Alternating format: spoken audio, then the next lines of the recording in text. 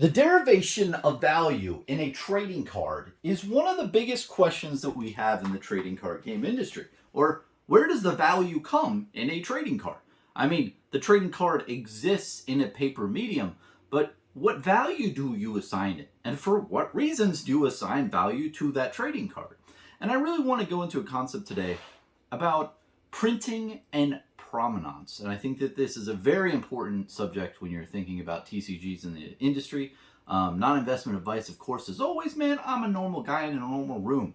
But I think about these really interesting topics of where does value come from trading cards? Because if you're investing or collecting in different cards, you as an astute viewer and person who's looking and acting in this market need to know, is this card overpriced? Is it underpriced at the moment? And should I, and because we're all trying to look for deals, I don't think any of us are like, oh, I only like to buy the overpriced cards, please. No, like we're all trying to find things that are undervalued in the secondary market and purchase things into those and then sell other objects that we have that are overpriced in the secondary market.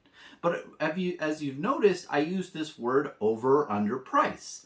And price is the value of the TCG, which goes back to the question I said in the beginning is, how do you understand the value of a card? Where does the price tag come and where does the perception of the masses of what a trading card is worth? Where does it come from? Now, the two main points of where it does come from is printing or print run, which is the quantity or supply outstanding for the card. And then there is provenance of what is the card and what does it represent to people, and really, where does it fall in the history of the game that is really being sold. So, I want to talk about this topic mainly because in the TCG secondary market industry overall, I feel that the Kickstarter TCGs and the indie TCGs that have come up, the reason why people have a perception that these cards are very collectible is because of the print run only, not the provenance. We'll get into that in a bit. But when I say print run, they're like, oh, okay, this card, let me just pick a random card. Let's say I have a Kickstarter card of, this Amulet of Assertiveness, right? And this is a Kickstarter card, and it's like, okay, this is only 1 of 10. Woo! And you have like all this buzz and everything, and you're selling this out into the market, and you have these cards that are really low quantity, and that is why there's value, because it's like, hey, only 9 other people have this card. Then that is really enticing. That's really good for an investor / collector of cards. Like, hey, well, this has value because there's only 9 other people in the world who have this same card. No one else has that type of card for me.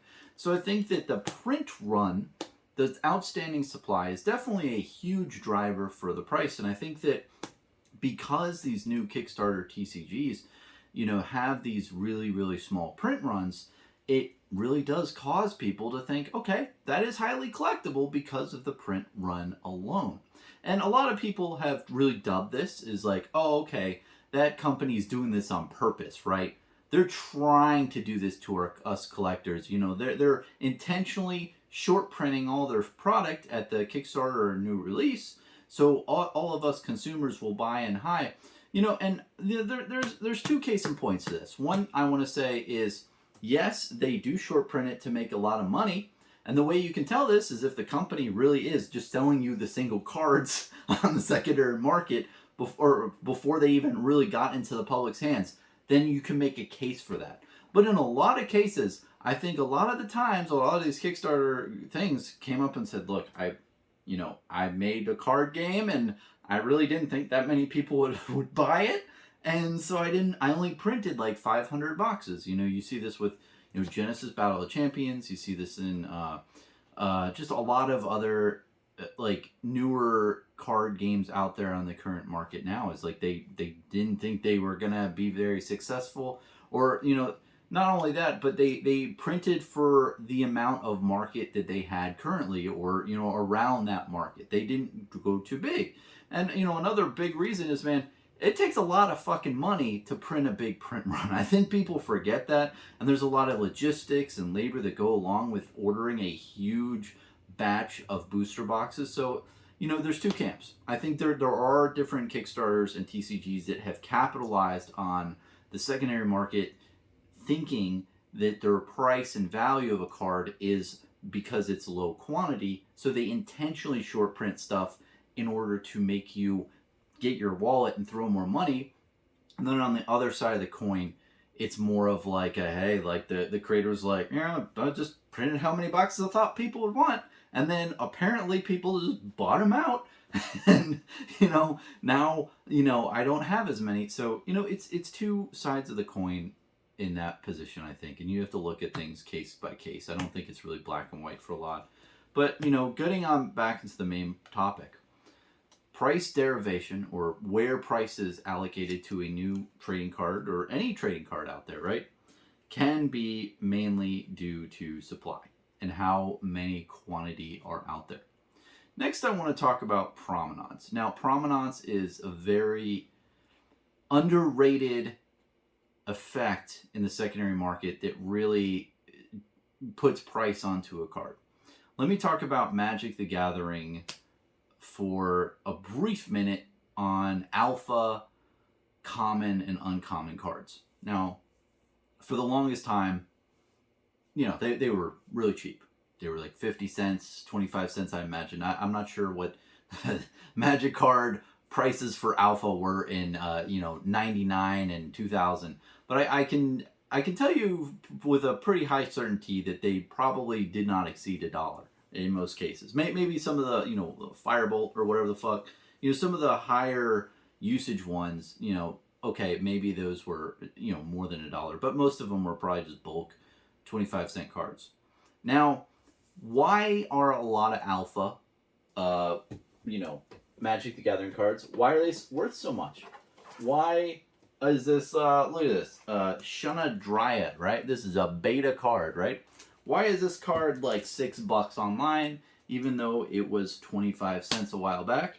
And I'm going to read it. So it's a 1/1 with Forest Walk, a nymph. That's what we got here as our $6, $10 card. I'm not sure how much this beta card is. Maybe it's $4, okay? Why is it a whole $10 for this card? And that is because provenance. Magic has been around for 30 years, as we've all been well aware in 2022. It's been around for 30 years. So that is why this beta card, and the alpha card is probably worth even more than this, right? So an alpha nymph, I don't know how much that is, but that's probably around what, 20, 30 bucks, $20, 15, something around that range. Why is that price the way it is? It's because of provenance. The game has been out for a very long time. It's been number one in the fantasy TCG type realm for a very long time. Of course, you have Pokemon and Yu-Gi-Oh, but Magic is one of the first TCGs, if not the first TCG to launch, or that it might be the oldest running TCG out there. Didn't do my research, but the long story short, provenance. Maybe if I say provenance enough, I don't have to explain myself. But long story short, provenance is what makes the alpha and beta card of this worth it. It's not because of the usability of anything on the card. It's not because of anything else. It's the provenance. But I mean, also there is a the print run. But the print run on these is still pretty high. I think there's what, 20, 30,000. So that gets into my point of print run and provenance. You have value that's derived on a trading card based off of those two factors. And there's many other factors, like, you can have, is the card very playable? Is there a waifu on it? Is there, some other eye-catching piece on that card that is new? Is it a banned card? There's a lot of different things that go into price valuation of a card. But the main two I really want to focus on is print run and provenance, because I think that's kind of like the base layer. So I think that overall print run has been more focused on in the last 3 years. And it's really because people know that with economies of scale and large companies and these things are basically printing money. So having a collectible that really is collectible, the print run and the amount of cards outstanding is very important. So that's why people are getting into stuff that's new and or just has really low print run. It's because of that. But I really want to implore people. I think that if you look at the provenance of a card, think about where is this trading card game gonna go in the next 10 years? And with Flesh and Blood, for a while now, man, I've been going pretty deep on Alpha, Welcome to Wrath, and Arcane Rising. And the reason being is because I feel that the cards just represent such a big history for the game. You know, they're the first two core sets of this game. And when I see, Alpha, Beta, Magic, that's what I think of. I think of this is just the beginning to what is going to be the longevity of the game I love. And, if you look at something like Leg Tap, right? So this card, even though people just look at this and like, oh, it's bulk. It's Alpha bulk, 25-cent card, right? At this, current period of time. When I look at it, I do see the print run out there. So there's around like 30,000 of these printed in total around the world, right? In the first printing. Now, from that 30,000, how many have been lost to time during attrition, moves, and whatnot? There's a lot of these that have been destroyed over the ages. But, there might be 25,000 remaining. Even that, right? That's a very high number. And as an investor collector, it's like, do I really give a shit if there's 22,000 other people who own this card in the world? Like, does that mean something is collectible? And when you look at it through that lens, when you look at it just as a number of, okay, Leg Tap's an alright card. It can be used in Ninja, and it's not, like, broken, but it's a good card. And, there's a very high print of this, of, 30,000 of these cards outstanding. And when you look at a bunch of these different factors, from that standpoint, it doesn't really look sexy, right? And there's no weeaboo on this. There's no banning. There's nothing very sexy about this card when you look at those things. But I think what the current market isn't looking at is provenance. What is a card like this? What are cards in Flesh and Blood's history that were printed in the earlier editions? What is that going to do long term? Because I think that this game is going to be out for a very long period of time. I think it's going to last a very long time. I think that it's going to gain a lot of market share out there based on things that I see that's going to happen, and just the huge upside potential for a bunch of different things, but also where the game has just grown in the last 8 sets. They constantly get better and better and better, and there's really no complaints I have as a collector with any of the sets, really. I mean, it does seem like the print run's higher than most, but honestly, getting on a side note, I love set collecting, and it's been a blast collecting a couple of the older sets that have depreciated a lot. I've been able to set collect them. But, moving back onto this, is that it's cards like this, and it's cards that I see in Flesh and Blood that I think that people don't view now as something special as a collector. And I understand. But provenance is very important. And I think that when you look at just the total amount of years to come in Flesh and Blood's history and what that is going to equate to, I definitely could see, different things happening, long term with certain collectibles that, people don't really care as much about in 2022. And, this goes with a lot of other trading card games and a lot of other things. I think that, people are going to start looking at their collections in 2023, and they might have collected certain things here and there for other trading card games, or, maybe, stuff that they thought like, hey, I thought this was cool at the time, but I don't care if, 9 other people own this random, Kickstarter game that nobody really cares about, no one plays, because the provenance isn't there. And the inflation of price due just to quantity outstanding is just, it's just not warranted in a lot of cases. And I'm completely baffled, to be honest, with a lot of different games that I see out there, where the price appreciation has been just insanely high for like the expectation and the what the cards represent at the current period of time. And I can understand that people are doing the same thing. People are putting money into things that are potentially going to be higher value in future state when things materialize. And I can understand that. But, part of being an investor is that you look at stuff that is undervalued. You buy on the cannons, you sell on the trumpets.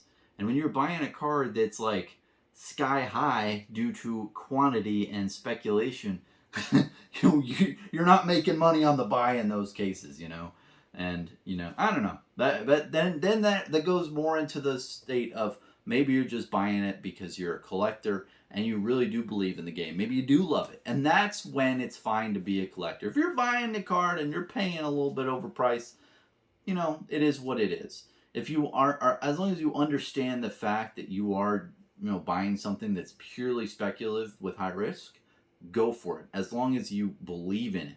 But the thing is, I don't think a lot of people believe in certain things. I think people are buying stuff because they think that, there's expectations, but it's just, it's kind of weird. Anyway, that ends my ramble and rant on printing and provenance. I think that it's going to be a bigger point in the future that people look at provenance when evaluating their collectibles. Why is this card important? I don't care if it has a serialized card. I don't care if it has, this extra thing. Why is it important when you're looking at the history of this game? What's so important that makes this card better than the others? Or, what makes it so important that you're deriving value to this card? But ultimately, assigning value to certain cards is the $1 million question here. Is how do you put value to certain cards, and what do you really care about? So let me know what you think in the comments down below. Appreciate it. Cheers, man.